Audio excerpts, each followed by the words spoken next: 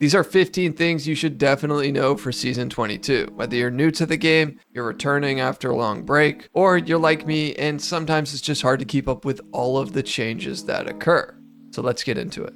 Number 1. In this new revival mode that will be taking over trios for the duration of the season, you will see green areas if you pull up your map. This will indicate where respawns are occurring, and this makes it very easy to see where action is actively on the map. Now, you can go to these places obviously if you're looking for action and you're looking for fights, but you can also use this as an indicator of where people may be rotating from if they aren't in zone. So it's a lot of information. It doesn't tell you a ton, but it gives you a general idea of where a bunch of people are. So use it. Number 2, I don't care how obvious this sounds because I've seen so many of my random teammates not know this, but in this revival mode, if you're in a 1v3 or a fight that is just not going your way and your teammates go down, try to create space away so that your teammates can respawn and you guys can get another chance. You essentially have unlimited strikes in this game mode. Yes, the time duration will increase the more you die, and yes, in the final ring, there are no more respawns, but this can go on for a really long time. So if you're smart, you can really play into this. Now, another thing is if you are one of the down teammates, you can hold the right stick to bleed out and force the respawn to happen sooner. Sometimes this will be better if your teammate can't get a revive on you. And I know a lot of you know this, but as I said, so many randoms don't. Number 3, do keep in mind you will be scanned in this mode when your teammates die. So while you're trying to run or hide, you will be revealed to the enemies. And this needs to be considered if you're trying to just avoid the fight and wait it out. The scan works up close or from really, really far away. Like I've seen enemies be scanned in 2 POIs over from me. So I don't even know if there's a range capacity on it. Now, it may be beneficial to keep moving and not just try to stay still in a building if you're near that enemy team that just killed your teammates, because if they don't see another team to preoccupy them, then they will come for you. Obviously, each situation will be unique though. Number 4, the akimbo weapons are strong, but the key here is to use them as close range weapons and to hold down the trigger. You'll get a faster fire rate, and whether you want to ADS or not will depend on how close you are to your opponent and what your target is actively doing. It will slightly tighten the blast pattern, but not a ton, so the further you are away, the more risky this loadout is. However, in certain cases, I'm actually convinced that a singular P20 or Mozam could be better than the akimbo. Obviously, if you're up close, the weapon's kitted, the akimbo is probably going to do better. But if you're in that sort of, I don't know, 20 to 30 meter range with the Mozambique, sometimes having one hitting for 45 over and over again just feels easier, but that may change with some time.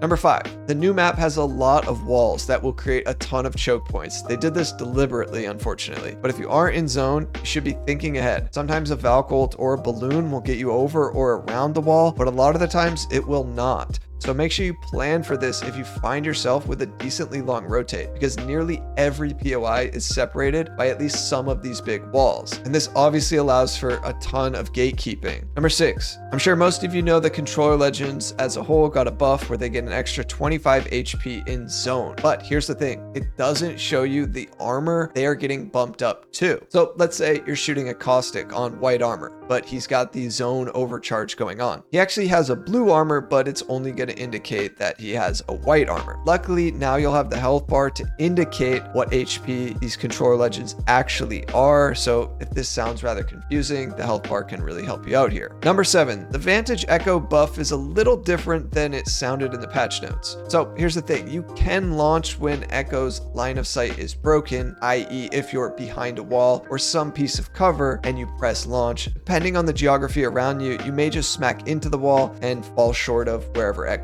is. However, the thing here is that you can't just launch to Echo if you aren't still looking at it, which is a bit of a bummer. I was hoping you could send Echo to the left, turn to the right, fight a guy, and then start to maybe look back to the left. But if you had to shoot the guy on the right, you could still launch, but it doesn't work like that. You still need line of sight on Echo. So I'm not sure how big of a buff this is. However, she can now 2-tap you with a body shot and then a headshot on whatever armor you're on. So watch out for those orange lasers this season. And this is because her second shot multiplier is now 2.5 times as opposed to it previously being 2 times. Number 8, if you play ballistic and you put the Mozam or the P20 in his sling, you automatically get them akimbo. You don't need to find 2 of them, and they will already have the gray attachments from the buff you received a couple seasons ago. This is a nice little addition for ballistic this season. Number 9, Loba might prove to be far more helpful on this new map due to the loot density and the ammo stack nerfs. I know it's not just me, where the loot on E-District kind of feels feels like King's Canyon when the game first came out, meaning it can be very scarce. They've also decreased energy ammo stacks and spawns, making it harder to come by. However, light and shotgun, they have increased their ammo stack amounts, but they have also decreased purple and gold attachments by 50%. So I'd assume Apex will eventually buff the loot density at some point, but for now, Loba can heavily assist you and your squad mates on this map. Not to mention her tactical for this revival game mode makes a lot of sense too. Number 10, knockdowns have been fully removed from the loot pool in this trio's revival mode. So you can't find a gold knockdown if you're playing that support legend and trying to go for revives. Everyone just has a blue knockdown shield to start the game. However, revives in this game mode are shorter than the normal duration. It feels about 25% faster. Number 11, due to E-District's verticality, skirmisher legends are very, very strong here. Right now, all of the skirmishers have immense value on this map, especially legends like Valk, Horizon, Alter, and Pathfinder. Although Pathfinder's hitbox is still way too big, and you're gonna have to deal with that. And I'll cover the legend meta in my next video, so be sure to subscribe if you aren't already. But yeah, if you're looking for what legend to play for now, you can't go wrong with a skirmisher pick on this map. Number 12, with Crypto's new invisibility perk, aka off the grid, which is for his level 2 upgrade. Well, first off, I've seen some Cryptos try to pull this off while they're still on white armor, so that's not gonna work. But more importantly, if you utilize this perk and this trick where you're able to heal right before you go into your drone, you can actually heal while being invisible while you're in your drone, which is pretty niche but can be OP in certain situations. Now, Apex said they were going to fix this healing in drone bugs seasons ago, but they haven't, so maybe they want it to stay. Number 13, Rampart's turret now works like Vantage's ultimate, where it will now be usable in sections, so you'll be able to get it pretty early off of drop, and you also don't need to store it or place it in order for the cooldown to keep going if you don't use all of the bullets, which is a really nice change. But for any new players out there, be aware, Sheila can shoot through doors and break them down. So be ready for more of this in Season 22, especially early game. Number 14, there still seems to be a lot of confusion around the Battle Pass. So here's the deal. You can still get the first half of the season's Battle Pass for free by just playing and completing a few simple challenges. They're all actually really easy. Now, this is for the Premium Battle Pass and not the Premium Plus one. So you won't be able to get that Fuse and Loba variant that look like this, but you'll still get all the other stuff. And then in Split 2, you can once again buy the Battle Pass with Apex coins or with the real world currency if you want to. But in this season, there's no reason to spend money on the Battle Pass unless you're going to go for the Premium Plus version, which is $20. And in that case, good luck to you. And lastly, number 15.